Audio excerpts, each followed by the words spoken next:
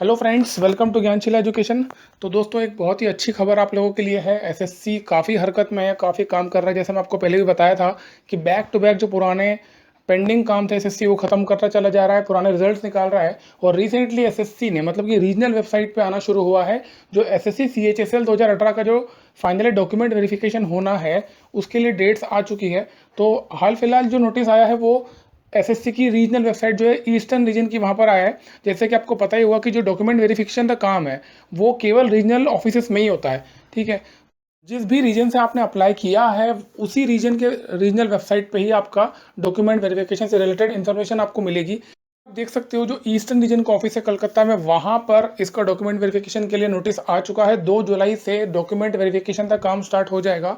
और पूरे स्टूडेंट जितने भी स्टूडेंट्स उस रीजन में आते हैं जो क्वालिफाई किए हैं स्किल टेस्ट को, उनके नाम से पूरी लिस्ट अवेलेबल है। सभी के टाइम स्लॉट्स यहाँ पर दे रखे हैं, मतलब कि कौन सी डेट को आपका डॉक्यूमेंट वेरिफिकेशन डीवी होगा और कौन उसका टाइम क्या होगा, है ना। तो कोविड को ध्यान में रखते हुए पर्टिकुलरली ध्यान रखा गया है कि टाइम भी आपको दिया गया कि इस टाइम पे आपको रिपोर्ट करना है अपने डॉक्यूमेंट वेरिफिकेशन के लिए।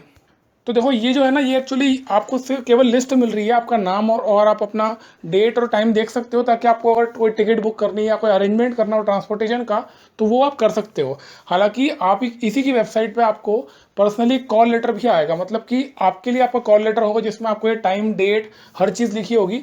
और साथ ही में आपको क्या क्या डॉक्यूमेंट्स लेकर जाना है वो भी आपको लिखा होता है। तो जिस भी रीजन से आपने एग्जाम दिया है, जहाँ पे आपने अप्लाई किया है, उसकी रीजनल वेबसाइट पे आप चेक करते रहना। जैसे जैसे कोई अपडेट आएगी मैं भी आपको बता दूंगा, पर आपको रीजनल वेबसाइट पे ही पता चलेगा कि आपका कब डॉक्यूमेंट वेरिफिकेशन होना है और आपको कहाँ पर जाना है, कितनी बजे जाना है। ठीक है, तो ये कहीं ना कहीं एक राहत देने वाली खबर है फ्रेंड, क्योंकि एसएससी हमें लग रहा था कि क्योंकि ऑफिसेस पूरी तरह खुल नहीं रहे थे, 50% अटेंडेंस भी जनरली गवर्नमेंट के ऑफिस में काम हो रहा था, पर कहीं ना कहीं एसएससी अब वापस से स्पीड पकड़ रहा है। तो ये अच्छी बात है, जो हमारे एग्जाम पेंडिंग है वो जल्दी से एक प्रॉपर एक कैलेंडर एसएससी निकाल दे और बता दे कि कौन सा एग्जाम वो कब लेने वाला है। कई सारे स्टूडेंट्स एसएससी एमटीएस के बारे में पूछ रहे हैं, तो कि एमटीएस कहीं पोस्टपोन तो नहीं होगा। क्योंकि देखो मैं आपको एक चीज़ बता देता हूँ, ये जो नोटिस आया है ना, ये डॉक्यूमेंट वेरिफिकेशन का आया है। यहाँ पर इतनी भीड़ नहीं लगती है, और ये काम ऐसा नहीं है कि आपको 1 घंटे में करना है या कोई कॉम्पिटेटिव एग्जाम हो रही है। तो यहाँ पर ना इसको अरेंज करना कंपेरेटिवली ईजी है। वहीं अगर आप एग्ज़ाम कंडक्ट करवाने की बात करो तो एग्ज़ाम कंडक्ट करना थोड़ा सा मुश्किल होगा इस समय पे, तो इसलिए थोड़ा सा डिले हो रहा है। बट उम्मीद है जो अभी एग्ज़ाम होना है, क्योंकि अगर एसएससी इतनी स्पीड में काम कर रहा है तो प्रोबेबली एग्ज़ाम्स टाइम पे अपने ले ले शायद। एसएससी एमटीएस के लिए बहुत सारे बच्चे पूछ रहे हैं कि इसका क्या होगा, तो मैं आपको बता दूं अभी तक एसएससी ने कोई इसके लिए अपडेट नहीं दिया है। बट उम्मीद ही की जा रही है कि 2 या 3 दिन में एसएससी अपना कैलेंडर इशू कर दे, और कैलेंडर में आपको सब कुछ पता चल जाएगा, फिर सारी एग्जाम्स की डेट आपके सामने आ जाएगी। और जितना मेरा अनुमान है, जो भी कैलेंडर एसएससी अब निकालेगा ना, वो फाइनल डेट्स होने वाली है। एसएससी उन डेट्स पे किसी भी हालत में एग्जाम्स कंडक्ट करवा लेगा।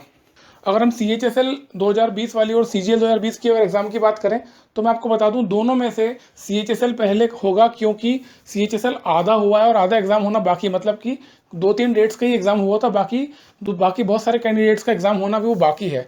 तो वो एग्ज़ाम इनकम्प्लीट है, तो एग्ज़ाम उसी को पहले कंडक्ट किया जाएगा। उसके बाद ही सी जी एल का एग्ज़ाम होगा, सी जी एल 2020 का, जो 29 मई को होना था।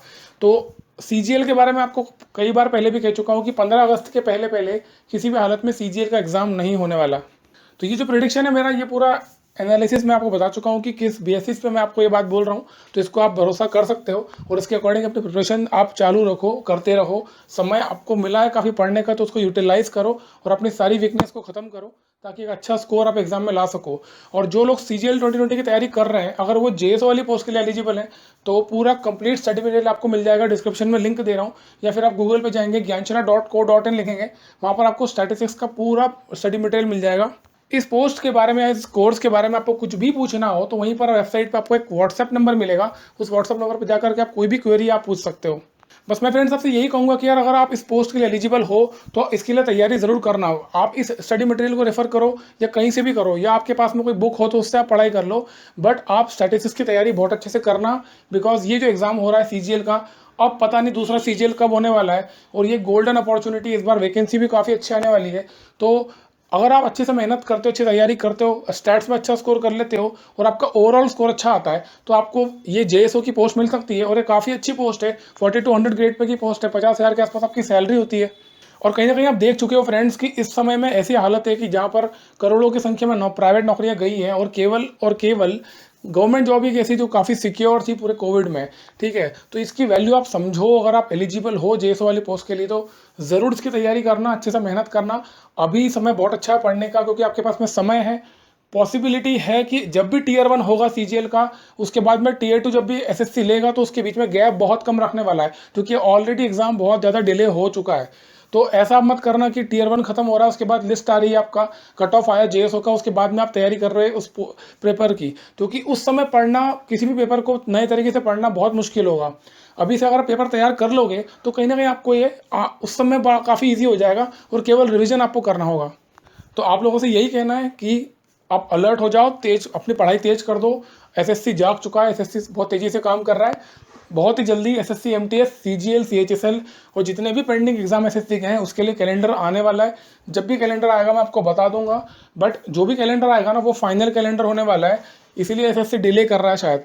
तो आप अपने आप को तैयार कर लो हर तरीके से। ये जो मौका है ये आखिरी मौका है, इसके बाद कोई ऐसा मत सोचना कि अगली बार एग्जाम होगी तब दे देंगे, इस बार अगर नहीं हुआ तो कोई दिक्कत नहीं, आपकी एज लिमिट अभी पड़ी है या आपके पास में अटेम्प्ट बचे हैं, ऐसा कुछ नहीं है। ये जो अटेम्प्ट है इसको आखिरी अटेम्प्ट में आके पढ़ाई करना है, और चाहे जो कीमत चुकानी पड़े वो कीमत चुकाओ, लेकिन मेहनत में कमी मत करना, पढ़ाई में कमी मत करो। अपनी जितनी भी आपको लगता है कि वीक, आपका कमज़ोर पॉइंट है, आपके जितने वीक एरियाज़ हैं उन सबको स्ट्रॉन्ग करो, वहाँ पर अपना काम करो। अपनी टाइप वाइज क्वेश्चन ज़्यादा से ज़्यादा लगाओ, ताकि आपकी वो ज़्यादा कमांड क्रिएट हो कॉन्सेप्ट्स पे, सब्जेक्ट्स के ऊपर।